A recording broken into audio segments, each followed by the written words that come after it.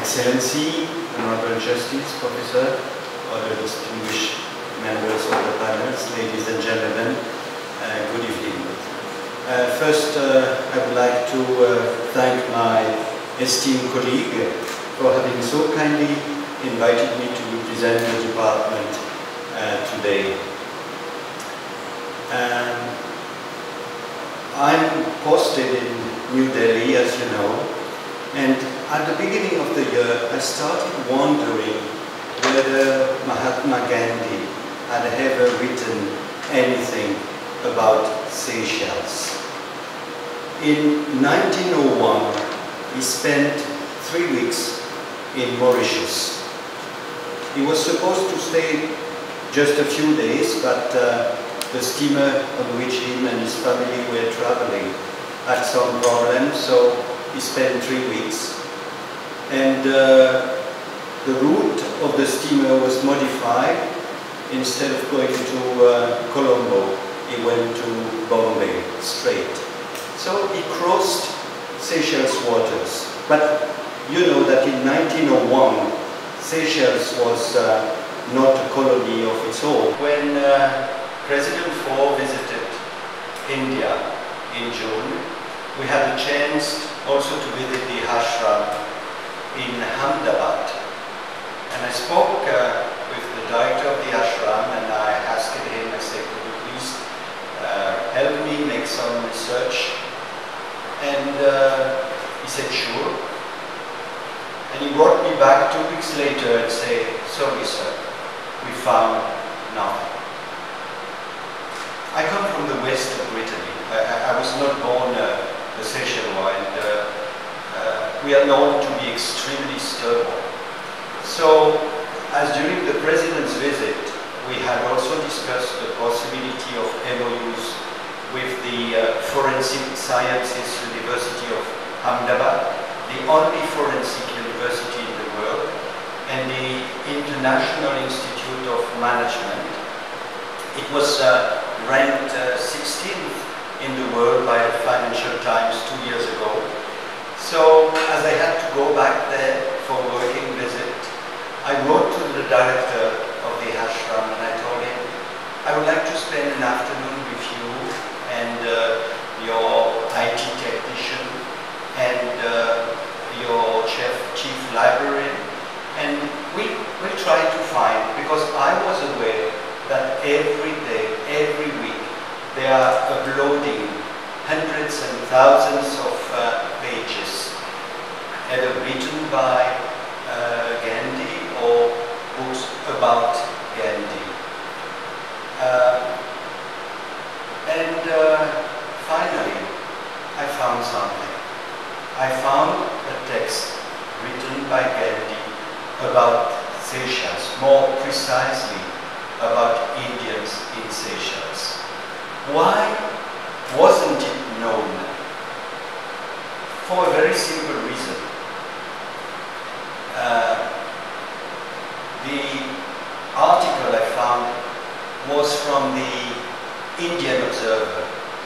You know that in 1903, Gandhi created the Indian Observer in South Africa, and it was published in Gujarati, in Tamil, in Hindi, and in English. But Gandhiji himself was writing in Gujarati very often.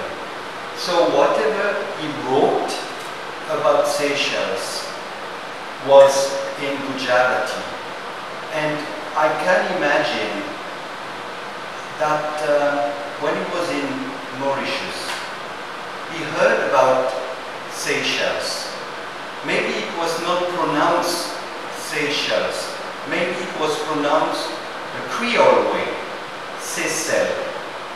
And at the same time, the strong man in South Africa, when Gandhi arrived there at the age of 24, was Sir Cecil Rhodes. So the text is called Cecil Indians, C-E-C-I-L, and it's about Seychelles. Maybe you would like I read a little part of it. He wrote also about Indians in Mauritius, but the title of the article was Indians in Mauritius, so it was easy. Although the amazing thing is that the visit of Gandhi to Mauritius was forgotten during nearly 50 years. It's after the two world wars that people revisiting the past story realized that he had spent his time, he had given lectures, he had spoken, of course, about education, he had spoken about non-violence, he had spoken about everything that was so important for him. And before I read a book by the grandson of Gandhi, who was wondering how relevant the message of Gandhi was till today. And there was one date in particular, 9/11. If I say 9/11, you all think of the terrorist attack on the World Trade Center, but it is on 9/11, 1906, that Gandhi realized that the search for the truth and non-violence was the only way to get rid of the colonial system. So he was writing a lot in the Indian opinion, and the article I'm referring to was written on the 3rd of December 1910 in the Indian opinion and translated in English. The island of Seychelles has a fairly large Indian population, and the members grow every year. The majority of the immigrants come from Malabar. Most of the shops in the island are owned by Indians. A few Chinese traders are also to be found. Much of the immovable property in the port has been raised with Indian investment. Agriculture there, as in Natal, owes its development to Indians.